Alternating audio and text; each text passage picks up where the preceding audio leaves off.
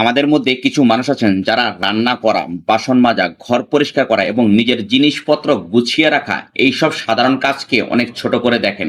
তারা মনে করেন যে এই সমস্ত কাজ শুধুমাত্র কাজের বুয়াদের জন্য, কিন্তু বাস্তবতা ঠিক উল্টো।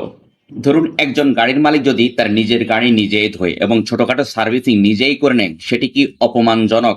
বরং এটি তার সচেতনতা এবং দায়িত্ববোধ বোঝায়। ঠিক তেমনই নিজের ঘরের ছোটখাটো কাজ নিজে করলে সেটাই হচ্ছে প্রকৃত আত্মনির্ভরতা এবং পরিপক্কতার পরিচয়।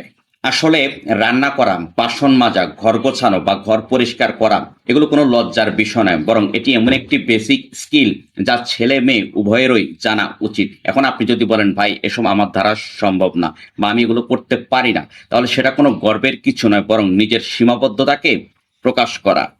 সুতরাং নিজের কাজ নিজে করতে শিখুন, এটাই প্রকৃত সক্ষমতা। আপনি ঘরের কাজ করেন না বা করতে পারেন না, এটি কোনো গর্বের বা অহংকারের বিষয় নয়। Thanks for watching.